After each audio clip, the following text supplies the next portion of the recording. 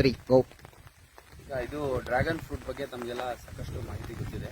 ಇಲ್ಲಿ ವಿಶಿಷ್ಟವಾಗಿ ಉಡುಪಿ ಜಿಲ್ಲೆ ಕಾರ್ಕಳ ತಾಲೂಕು ಮಾಳ ಅನ್ನೋ ಒಂದು ಗ್ರಾಮದಲ್ಲಿ ಶಿವಾನಂದ ಶೆಣೆಯವರು ಈ ಒಂದು ಡ್ರ್ಯಾಗನ್ ಫ್ರೂಟನ್ನು ಬೆಳೆದಿದ್ದಾರೆ.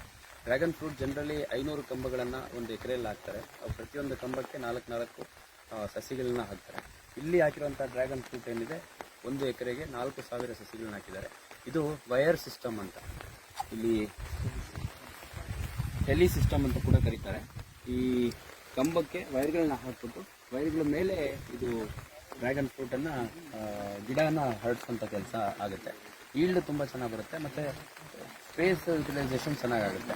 ಅದ್ರ ಜೊತೆಗೆ ಈ ಕಡೆ ನೀವು ನೋಡ್ಬೋದು, ಇಂಟರ್ ಕ್ರಾಪಿಂಗ್ ಕೂಡ ಇದರಲ್ಲಿ ಮಾಡಿದ್ದಾರೆ.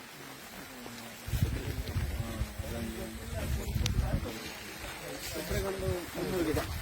ಈಗ ಇದೇನಿದೆಯಲ್ಲ, ಸುಮಾರು ಒಂದು 1.5-2 ತಿಂಗಳು 3 ತಿಂಗಳದು ಸಸಿ. ಇದು 6 ತಿಂಗಳಿಂದ ಈಲ್ಡಿಂಗ್ ಸ್ಟಾರ್ಟ್ ಆಗುತ್ತೆ. ಇದು ಹೈದರಾಬಾದು ಹೊರತುಪಡಿಸಿದರೆ ಕರ್ನಾಟಕದಲ್ಲಿ ಮೊದಲನೇ ಬಾರಿಗೆ ಶಿವಾನಂದ ಶೆಣೆ ಅನ್ನುವಂಥವ್ರು ಮಾಳ ಗ್ರಾಮ, ಉಡುಪಿ ಜಿಲ್ಲೆ ಕಾರ್ಕಳ ತಾಲೂಕಲ್ಲಿ ಮಾಡಿದ್ದಾರೆ. ಭಾಳ ಚೆನ್ನಾಗಿ ಮಾಡಿದ್ದಾರೆ. ಒಳ್ಳೆ ಪ್ರೋಗ್ರೆಸಿವ್ ಫಾರ್ಮರ್ ಇವರು. ಅವ್ರ ಮಗ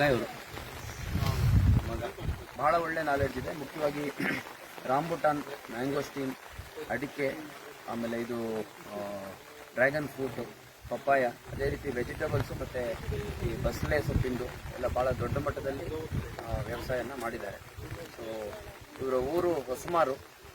ಇದು ದಕ್ಷಿಣ ಕನ್ನಡ ಮತ್ತು ಉಡುಪಿ 2 ಡಿಸ್ಟಿಕ್ಗಳ ನಡುವೆ ಬಾರ್ಡರ್ ವಿಲೇಜ್ ಇದೆ. ಸೊ ಈ ಭಾಗದಲ್ಲಿ ಬಂದಂಥವ್ರು ಬಂದು ಖಂಡಿತ ವಿಸಿಟ್ ಮಾಡಿ ನಾಲೆಜ್ ಪಡ್ಕೊಂಡು ಹೋಗ್ಬೋದು. ಮತ್ತು ಭಾಳ ಒಳ್ಳೆ ರೀತಿಯಲ್ಲಿ ಮಾರ್ಗದರ್ಶನ ಕೂಡ ಕೊಡ್ತಾರೆ. ಇದಲ್ಲದೆ ಪೇರ್ಲೆ, ಬಾಳೆ ಸಾಕಷ್ಟು ಇನೋವೇಟಿವ್ ಆಗಿ ಒಂದು ಪ್ರೋಗ್ರೆಸಿವ್ ಫಾರ್ಮರ್ ರೀತಿಯಲ್ಲಿ ಮಾಡ್ತಾ ಇದ್ದಾರೆ. ಇದಕ್ಕೆ ಸಾಕಷ್ಟು ಜನ ಅಧಿಕಾರಿಗಳು ಮತ್ತು ಇಲಾಖೆಯಿಂದ ಸಾಕಷ್ಟು ಡೆಮೋಗಳಾಗಿದ್ದಾವೆ. ಇಲ್ಲಿ ಫೀಲ್ಡ್ ಎಕ್ಸಿಬಿಷನ್ಸ್ ಆಗಿದ್ದಾವೆ.